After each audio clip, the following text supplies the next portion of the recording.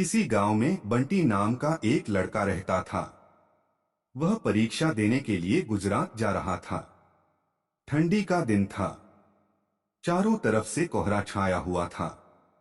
आमने सामने भी कोई नहीं दिख रहा था।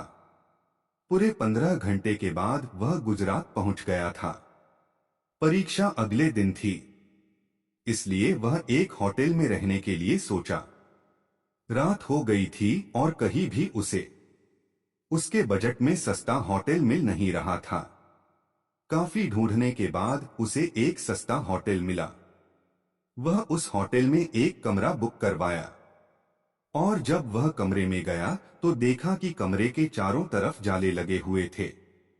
ऐसा लग रहा था कि यह कमरा काफी सालों से बंद पड़ा था और कमरे के अंदर का माहौल एकदम डरावना और सुनसान लग रहा था। लेकिन उसने ये सब नजरअंदाज कर दिया और होटल से खाना मंगवाया और खा पीकर सोने चल दिया। जब वह सो रहा था तो लगभग रात के 1 बजे के करीब उसे किसी के पायल की घुंघरू की आवाज सुनाई दी। वह रात बंटी तुरंत नींद से उठ गया और जल्दी से खिड़की के पास गया, ये पता करने के लिए को इतनी रात को किसकी पायल की आवाज सुनाई दे रही है और इस सुनसान रास्ते में कौन आधी रात को घूम रहा है, क्योंकि वहां होटल में बंटी और मैनेजर के अलावा कोई भी नहीं था। तो ये फिर किस औरत की पायल की आवाज सुनाई दे रही है। बंटी खिड़की पर काफी देर तक खड़ा रहा लेकिन उसे कोई भी नहीं दिखाई दिया। फिर उसने अपने कमरे से मैनेजर को फोन किया और उसे बताया कि मुझे इतनी रात को कब से किसी की पायल की आवाज सुनाई दे रही है। आपको भी दे रही है क्या? मैनेजर ने कहा कि सर ऐसी कोई बात नहीं है। आपको हवा से ऐसा लग रहा होगा। वैसे भी ये जंगली इलाका है, यहाँ पर तो हल्की हवा भी तूफान के जैसी लगती है। आप सो जाइए, ऐसी कोई बात नहीं है। बंटी मैनेजर की बात पर भरोसा करके फिर से सोने चला गया। कुछ देर बाद उसे दोबारा वही पायल की आवाज पहले से भी ज्यादा तेज सुनाई देने लगी। इस बार उसने अपने कमरे का दरवाजा खोला और सीधा होटल के बाहर देखने के लिए चला गया।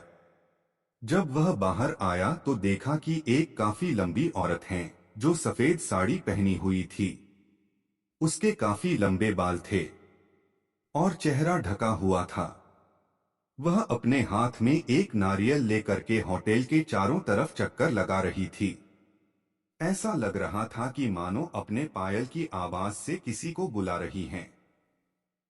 बंटी दौड़कर उसके पास गया कि कौन है ये औरत जो इतनी रात को यहाँ घूम रही है। लेकिन वह तुरंत ही गायब हो गई और चारों तरफ कोहरा ही कोहरा फैल गया। बंटी भी थोड़ा घबरा गया, क्योंकि जिस औरत को वह सामने से देखा था अब वो नहीं दिख रही थी। बंटी अपने होटल में वापस जाना चाहा, लेकिन फिर उसे दोबारा पायल की आवाज सुनाई देने लगी। बंटी अब उसे ढूंढते हुए जंगल की ओर जाने लगा। चलते चलते वह अपने होटल से इतनी दूर आ गया उसे पता ही नहीं चला। फिर उसने उस घने जंगल में कुछ ऐसा देखा कि उसका दिल दहल गया। उसने देखा कि उस औरत ने एक पीपल के पेड़ के नीचे 5-6 लाश रखी थी और बारी बारी से एक एक को नोच नोच कर खा रही थी। उसका मुंह खून से लथपथ था और चेहरा भी एकदम डरावना था। बंटी जब ये सब देखा तो उसके पांव तले जमीन खिसक गई। ये सब नजारा देखते ही उसे डर के साथ साथ रोना भी आने लगा कि वह चुड़ैल अब मुझे भी मार देगी, क्योंकि अपने पायल के आवाज से यहाँ तक तो मुझे लेकर आई हैं। लेकिन उसने हिम्मत से काम लिया और हनुमान चालीसा पढ़ते पढ़ते धीरे से वहां से भाग गया ताकि भूत उसे देख ना ले, लेकिन भूत तो भूत होते हैं। बंटी जैसे ही वहां से भागने की कोशिश किया, वो चुड़ैल अचानक उसके सामने आ गई और उसे इशारों से अपने अड्डे पर ले जाने लगी जहां पर उसने लाशें रखी थी। बंटी हनुमान जी जाप करके इतनी तेजी से वहां से भागा कि मानो जैसे उसके अंदर किसी की शक्ति आ गई हो।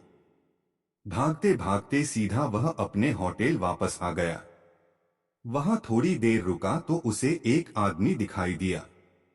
उसे देखकर ऐसा लग रहा था कि ये अच्छा आदमी है।